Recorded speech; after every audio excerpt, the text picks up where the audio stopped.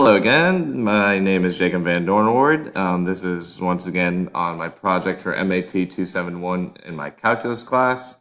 We're going to be going over the last three problems that I'm going to be covering in my project. The second problem is dealing with optimization. I'm going to go ahead and read the problem out loud, and then we're going to go to the workspace and solve it. Okay.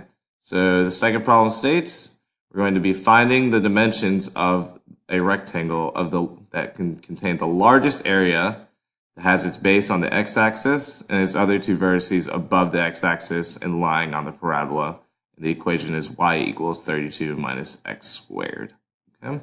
So I went ahead and went to Desmos and created another graph to give an idea of what that graph looks like. So now we're going to go over to the workspace. I'm going to do a rough draft of this sketch, and then we're going to go ahead and solve this problem. Okay. So first I'm going to go ahead and redraw this graph. Okay. That's a bad graph. Try that again. There we go. Better. Okay. And the problem, or the equation, was 32 minus x squared. So that means that the parabola is going to be 32 units above the x-axis, and that also means that the parabola is going to be reflected upside down, and so because of that negative sign right here, so it's going to be facing downward, and that's how we got this rough draft sketch of it. Okay. And now we're going to go ahead and draw that rectangle that we're going to be finding to maximize the area. Okay, there we go. All right, and so basically these are the two vertices right here, right there. We can go and label this coordinate x, y, and in general terms, that coordinate basically tells us we're going over x units and up y units, okay? So I'm going to go ahead and label this piece right here as x, and then this piece here as y, okay? And so now we're going to be getting, we're going to find the area of this rectangle to maximize it, okay? So the area of a rectangle is length times width. In this case, I'm going to use x and y because that's what I labeled on the graph. So I'm going to go ahead and put the area of a rectangle is going to be x, y, but know that this is length times width. It's just in this case I used x and y as my variables. However, the slight difference is we're accounting for the entire rectangle, not just this one piece. If we were doing this, we'd only be accounting for half of the rectangle, okay? So we have to multiply it times 2 to get both sides of it, okay? So that means our new equation is going to be 2x, y, okay? Now we're going to be doing this, breaking it down to at least one variable, solving for one variable. And so we're going to go ahead and use, we're going to solve for y because we were already given the constraint for y, which is 32 minus x squared. So what we're going to do is just going to take this equation, plug it right into y, okay? I'm going to rewrite that. So it's going to be a, the area of the rectangle equals 2 times x times that area, which is going to be 32 minus x squared, okay? All right, and then we could go ahead and find the derivative of this because when we're maximizing the area, that means we're going to be finding the derivative, okay?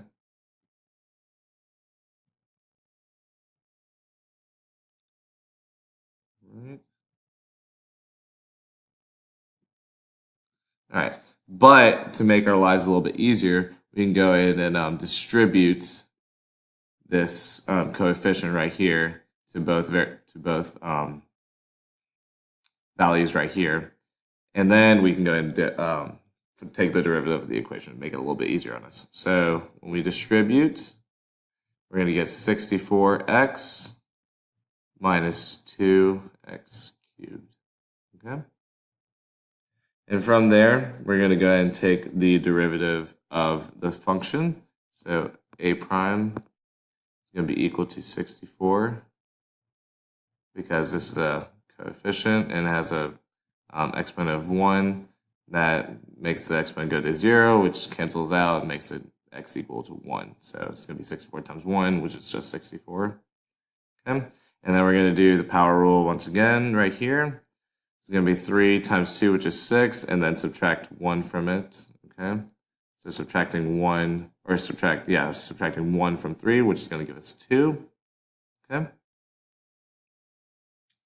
All right, and then from there, we're going to find our critical points, or a critical point in this case. So we're going to set the area equal to 0, because that's how we find our critical numbers, saying the equation equal to 0.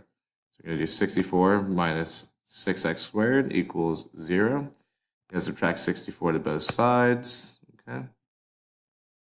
And we're going to be left with 6x squared, negative 6x squared equals negative 64. Then divide by negative 6 to both sides. A little bit of room. I'm going to bring it up here.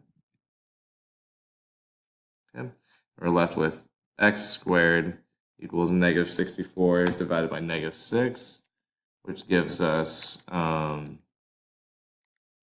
32 over 3. You plug into your calculator. And then we're going to take the square root of both sides because we want x by itself. Okay? And that's how we're going to find the part of the length, because obviously, like I said before, we're trying to find both lengths of the rectangle. So we're going to do 2 times x to find the length, but we won't do that right now. We're just trying to find x. So x equals the square root of 32 over 3. Okay? And that's what x equals. And yes, it can be plus or minus because we're taking the square root of it. But in this case, we're just trying to find the area above the x-axis. So, and area is going to be positive in this case because if we took the negative, it would just cancel out. So we're going to only use the positive of this, okay? So we're just going to do x equals 32 over 3. And that would be our maximum. All right. And now we're going to solve for our other dimension, which is y. So we're going to plug this back into our original equation, right? And that's going to be y equals 32 minus the square root of 32 over 3 squared, okay? The square root and the square are going to cancel out, and that leaves us with y equals 32 minus the square root of 32 over 3. Okay. And then solving that is going to give us 64 over 3 for our height or our width. And from there, we're going to, so now we have our x right here, and our y right here. This will be our length, and this would be our width, okay? And from there, we're trying to find the dimensions of that rectangle. And so what it gave us is the dimension, or sorry, we're just going to put area because that's what we've been using for. So we're going to do the area, and then we're taking this area equation right here. And, or sorry, yes, that area right there. Yeah, so we're going to be doing 2x. Then our x is going to be, sorry, yes, we are using the original area equation. Sorry. Yeah, so this equation right here is the one we're going to be using, the one that we got originally. A equals 2xy. So we got 2, then we have x, so 2 times square root of 32 over 3 times the width, which is going to be our y, which is 64 over 3. Okay? And that is our answer for that one. That is the dimensions, and if we solve it, we get the area of that rectangle right there. Okay? All right. Our next problem is going to be on limits and continuity. It states that based on the equations provided, answer the following limit and continuity questions. Use D&E if the limit does not exist, okay? All right, so as we can see right here, we have 4 different equations, as you can see, because it's color-coded. We have red, black, green, and purple, it looks like. All right, we're going to go ahead and solve this first one, okay? Go back into my workspace and solve these limits. Okay, so we have what is the limit as x approaches 6 from the left, okay? And that's the limit notation that I wrote right there. Okay, so we have to find 6 first. So this is going by 2's, and it looks like 6 is going to be right here. And we're looking at it from the left.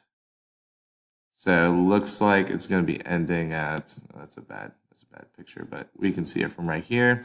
Looks like it's ending right at 22 because it's going by 2's.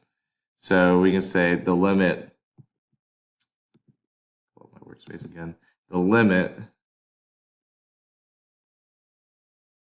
as x approaches 6 from the left is equal to 22. Okay. And then the next question states, what is the limit as x approaches 6 from the right? And there's the limit notation again. And so coming from the right side, we have that green equation. Oops. We have that green equation, or that green line right here. And from the right, looks like it's ending right at 6.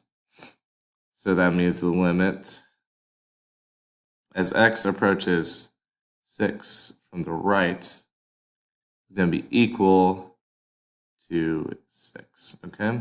Now the significance of this is going to help us determine letter C. And it states, what is the limit when x equals 6? And it also asks, does this limit have a discontinuity? If so, what is it and why? Okay, so right here, limit as x approaches 6 from the right equals 6. And then the limit as x approaches 6 from the left equals 22. These limits are not equal, so therefore that means that this limit does not exist. Okay, because the limit can only exist if the left limit and the right limit are equal to each other. So that means it does not exist, and there's the discontinuity there. And so the type of discontinuities we have are jump and removable, and jump, removable, and I don't remember the last one, but the one that we're looking at right now is going to be removable discontinuity. Okay. This is going to be removable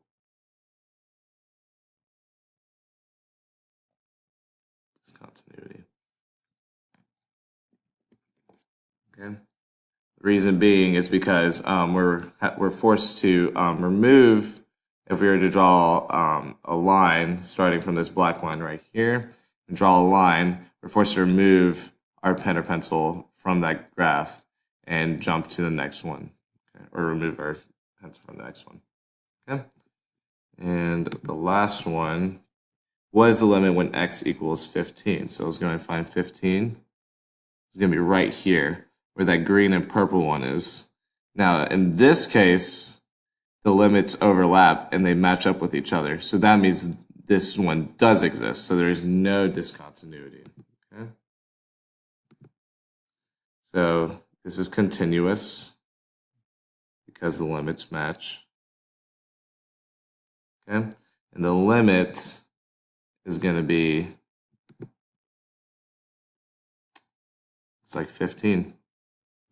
Okay, so the limit as x approaches, or as x equals 15 is 15.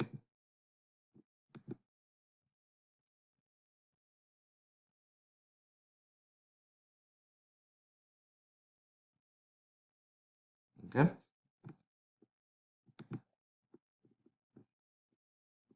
All right. And we're going to stop there, and then in the last video, we're going to pick up on the last equation, which deals with average and instantaneous rate of change.